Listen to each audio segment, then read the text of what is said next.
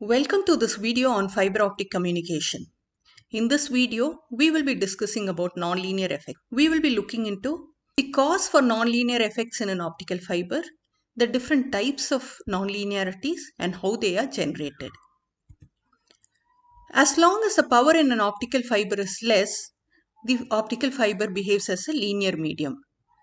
But for long distance transmission of signals, as in telecommunication applications, large power has to be transmitted. So large transmitted power or high data rates or both, they cause non-linear effects to occur in a fiber. And in case of multi-channel systems such as WDM systems, even for moderate bit rates and power, non-linear effects appear. The non-linearities also depend on the effective length and area of the fiber. So when signal is transmitted into fiber, as it propagates, the signal strength diminishes. And when the signal strength is below threshold value, the nonlinear effects cease to exist. Therefore, the effective length over which nonlinearity exists can be determined. The nonlinear effect increases with increase in intensity of the signal, which is inversely proportional to the cross-sectional area of the fiber. So nonlinear effects are of main concern due to use of single mode fibers, WDM systems, high data rates and use of amplifiers which boost the signal to large power levels. Let us look into the effects of nonlinearities. They cause gain or loss at different wavelengths. They cause wavelength conversions and crosstalks in multi-wavelength channels. Nonlinear effects prove disadvantages for transmission of signal in an optical fiber, but they have also been effectively made use of in various applications, such as in amplifiers. Raman scattering has been used to generate Raman amplifiers and Raman lasers, and wavelength conversions are done using phenomena such as cross-phase modulation and four-wave mixing. Similarly, multiplexing and demultiplexing and optical switching are all the applications. Classification of nonlinearities. Nonlinear effects can be broadly classified as index-related and scattering-related. So in index-related nonlinear effects, it is mainly due to the dependence of refractive index on the intensity of the optical signal. N is proportional to intensity I, or it is proportional to square of the amplitude. So this dependence of refractive index on intensity is also called the Kerr effect. And some of the nonlinear effects due to Kerr effect are self-phase modulation, cross-phase modulation and four-wave mixing, also called four-photon mixing. And the next category of scattering-related nonlinear effect, these occur due to the interaction of the photon with the molecular vibration of the fiber. The examples are stimulated Raman scattering and stimulated Brillouin scattering. Self-phase modulation and stimulated Brillouin scattering are single-channel nonlinear effects, whereas cross-phase modulation, four-wave mixing and stimulated Raman scattering are multi-channel effects. In the coming slides, we will be discussing about the different nonlinear effects. First, we shall discuss about the scattering related. Let us discuss about nonlinear inelastic scattering. In case of Rayleigh scattering, when light is incident, it gets scattered in different directions, but the wavelength remains the same, and it is called elastic scattering. Whereas the nonlinear effect, the scattering alters the wavelength of the scattered light, and therefore it's called inelastic scattering. We shall look into stimulated Raman scattering first. Stimulated Raman scattering occurs due to interaction of light wave with the vibrational molecules of silica in the fiber. Here, when a photon is incident on an atom, the atom absorbs the energy from the photon and releases another photon of lesser energy. That is at lesser frequency or longer wavelengths. In case of Rayleigh scattering, the scattered light is in the same wavelength, whereas in stimulated Raman scattering, the wavelength changes. Let us look into this in detail using the energy band diagram. So when a photon of energy h nu p is incident on an atom, it absorbs the energy and gets excited and releases another photon of energy h nu s, which is of lesser energy and therefore lesser frequency. And the excess of energy is absorbed by the atom for vibrational transitions. This optical signal that is incident on the photon is called the pump wave, and the optical wave that is generated at a higher wavelength or lower frequency is called the Stokes wave. Similarly, the observed energy is released in longer frequencies or lower wavelengths called anti-Stokes waves, but then their amplitude is less and are not considered.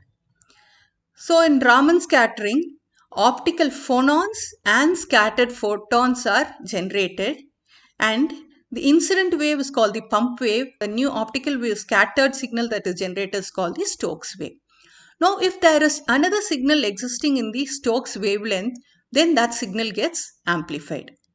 In a multi-channel system, the energy gets transferred from one channel to another channel. The wavelength shift due to stimulated Raman scattering is independent of the incident photon. It basically depends on the property of the molecule. So in a multi-channel system, a WDM system, when there are multiple wavelengths, energy gets transferred from one wavelength to the other. So it gets transferred from the lower wavelength to the higher wavelengths. The smallest wavelength is the most affected wavelength. Stimulated Raman scattering is a broadband effect, and the Raman gain coefficient increases linearly with the increase in frequency separation, and the maximum energy transfer occurs when the separation between the channels is 16 terahertz, approximately 125 nanometers.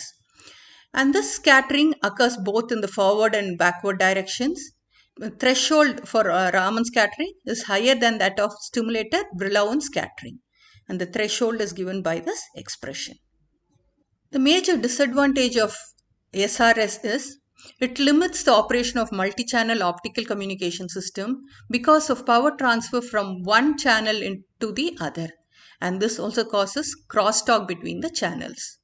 But the major application of Raman scattering is in Raman amplifiers, and Raman amplifiers have a broad spectrum of operation from 1300 to 1650 nanometers, and they are also used in Raman lasers. Next is stimulated Brillouin scattering. In Raman scattering, optical phonons were involved, whereas here acoustic phonons are involved in the scattering interaction. So when light is incident on a material, acoustic waves are generated which cause change in refractive index of the medium, and this causes light scattering, and light gets scattered in the backward direction. So this backward light gains power from the forward propagating signal. The scattered light, which gains energy from the forward propagating signal and travels in the opposite direction towards a transmitter. Therefore, isolators must be used to protect the transmitter. The Brillouin frequency shift and gain bandwidth are small. The frequency shift is around 20 to 100 MHz for the 1550 nanometers. So SBS is confined to a single channel, and it causes distortion within a channel. It does not cause interference to the adjacent channels. Looking into this graph, as long as the input power is less than the SBS threshold value, the transmitted power increases linearly with the input power. But beyond the threshold value, the transmitted power diminishes greatly up to the SBS limit, beyond which any increase in the transmitted power is backscattered and does not increase the transmitted power. Next, let us look into the nonlinear effect due to dependence of refractive index on the intensity of the light that propagates in the fiber, that is Kerr effect. So the nonlinear effects due to intensity dependent refractive index of the fiber, or they are also called Kerr nonlinearities, and the different types are cell phase modulation, cross phase modulation, and four-way mixing. First, let us look into what Kerr effect is and then discuss each of these effects in detail. When light propagates in an optical fiber, the induced dielectric polarization and electric field are related by equation 1, where sigma naught is the free space permittivity and psi to the power 1, 2, 3 are the first, second and third order susceptibilities of the medium. The first factor, that is psi1, it relates to the linear property of the medium. And the higher order susceptibilities, they are responsible for the nonlinear effects in an optical fiber. The psi2, which is 0 for silica because of its symmetric molecule. And psi3 is the dominant lowest order susceptibility, which is a cause for nonlinearity in an optical fiber. So psi3 is the parameter of interest to study the nonlinear effects in an optical fiber. And the refractive index of a medium due to the third order susceptibility is given by equation 2. So where N0 is the linear refractive index of the medium and it is a function of the wavelength of the fiber. And N2 is the nonlinear refractive index of the fiber. And this nonlinear refractive index coefficient is proportional to the intensity of the light propagating in the fiber. Let us look into the first type of nonlinearity, that is cell phase modulation, SPM. Considering a Gaussian pulse, the refractive index of the medium depends on the intensity of the pulse.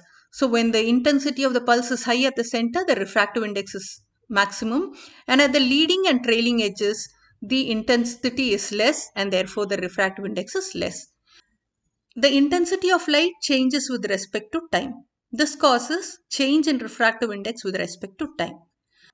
The leading edge gives rise to a positive change in refractive index with respect to time, and the trailing edge causes a negative change in refractive index with respect to time. The intensity dependent refractive index causes intensity dependent phase shift of the pulse. Hence, the change in intensity in an optical signal with respect to time causes change in phase in the pulse. The different parts of the pulse undergo different phase changes, and this phase change results in frequency chirping.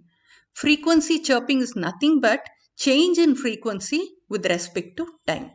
And SPM causes, so this is change in phase with respect to time, and this is linear. SPM causes positive chirping of frequency. So this diagram shows an unchirped Gaussian pulse where all the frequency components are equally distributed in the pulse.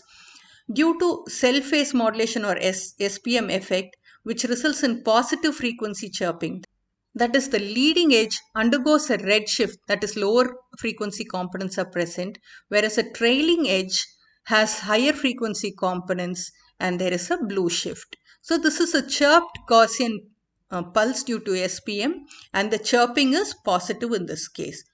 SPM causes broadening of the spectrum of the pulse, whereas the temporal shape is unaltered. The change in refractive index and the phase change is dependent on the intensity of the pulse. Therefore, SPM effects are more when transmitted power is high.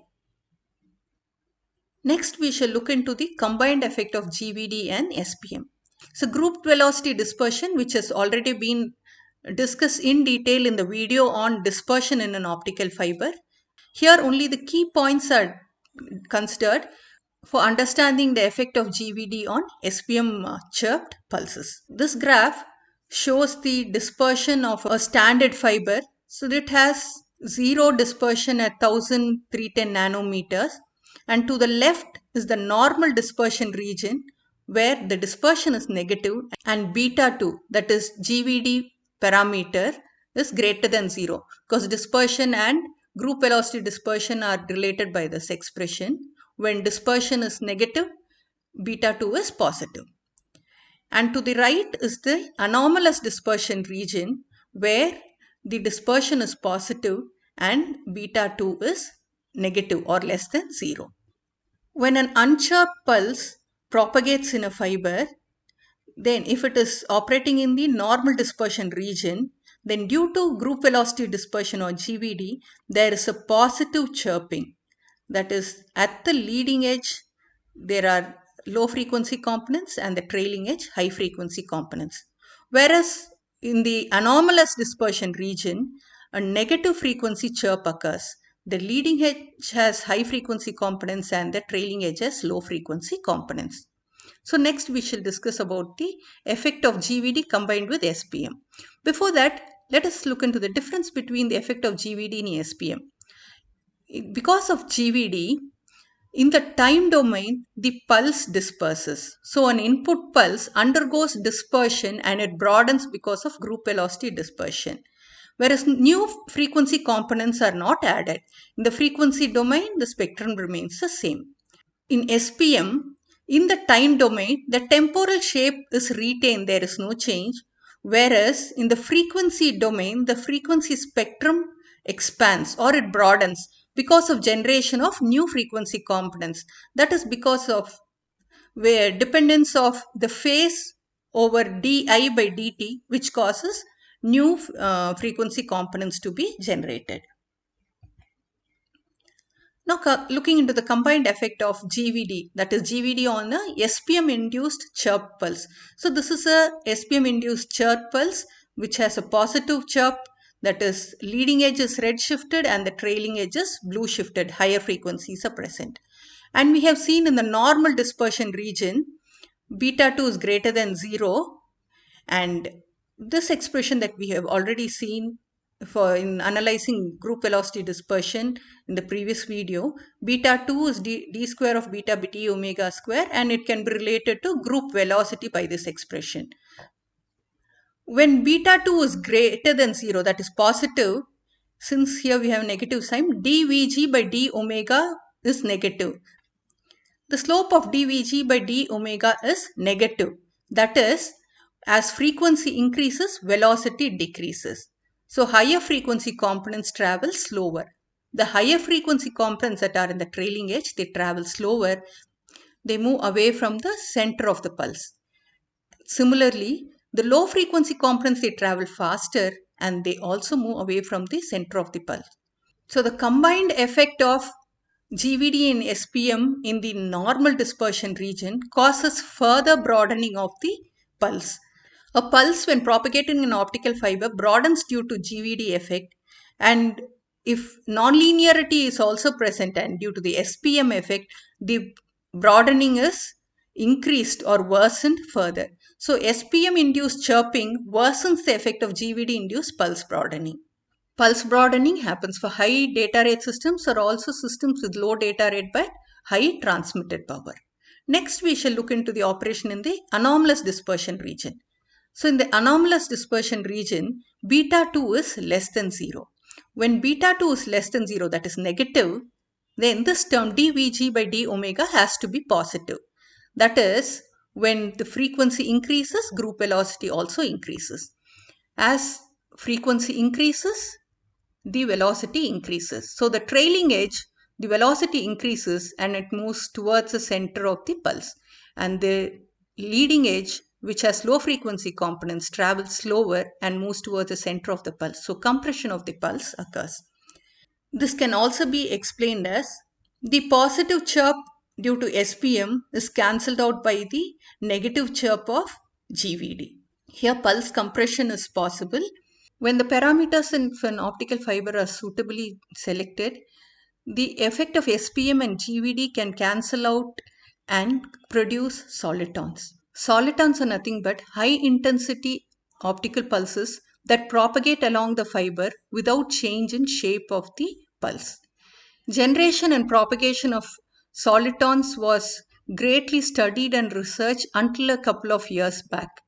For solitons to propagate in a fiber, the fiber should behave as a nonlinear medium, which exists only if the power of the transmitted pulse is high.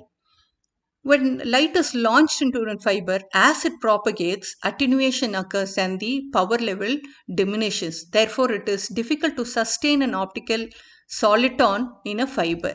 The applications of cell phase modulation are to produce ultra-short pulses for pulse compression, fast optical switching, and generation of optical solitons and passive mode locking. Next, let us look into cross-phase modulation. Cross-phase modulation is very similar to cell phase modulation, but the change in phase is induced due to the intensity in another co-propagating channel. This causes crosstalk between channels, and the cross-phase modulation increases with the number of channels and also when the channel spacing is decreased. It is obvious when cross-phase modulation occurs, cell-phase modulation is also present. Cross-phase modulation occurs only when two interacting channels they overlap in time and space, but this does not happen because of different group velocity dispersions. Cross-phase modulation is a problem for high-rate, ultra-dense WDM coherent systems, and the various applications are pulse compression, passive mode locking, ultra-fast optical switching, and wavelength conversion. Next, four-wave mixing or four-photon mixing. It is mainly dependent on the channel spacing and the chromatic dispersion in a fiber. Cell phase modulation and cross phase modulation exist when data rates are high, but four-wave mixing exists even for moderate data rates when the channel spacing is close. The dependence of refractive index on intensity of the propagating signal causes change in phase, and it also causes phase modulation, which results in generation of new sidebands. Two or more waves combine to generate waves at different frequencies, and these frequencies are somewhat difference of the waves that are mixed. The diagram shows two wavelengths that are mixed. So when two channels of different wavelengths they mix, they produce two additional wavelength components. Similarly, three waves they combine and they produce a fourth wave given by this expression, and they generate components. And if these generated wavelength components lie within the transmission spectrum of the fiber, then they cause crosstalks. Four-wave mixing depends on fiber dispersion and channel spacing. To reduce four-wave mixing, the dispersion can be made high. When the dispersion is high, the propagating channels have different group velocities and the phases do not match, and four-wave mixing is mitigated.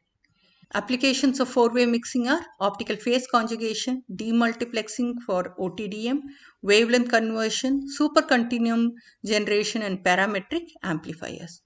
In this video, we have seen the cause for nonlinear effects in an optical fiber. High transmitted power, high data rates, and multi-channel propagation in an optical fiber are all the major reasons. We have also seen the classification of nonlinearities, the index-related nonlinearity and scattering-related nonlinearity. So in scattering-related nonlinearity, we have stimulated Raman scattering and stimulated Brillouin scattering. And index-related, it is cell-phase modulation, cross-phase modulation, and four-wave mixing. We have seen how they are generated and their effect on signal propagation in a fiber, and also some of their applications. These are the references. Thank you.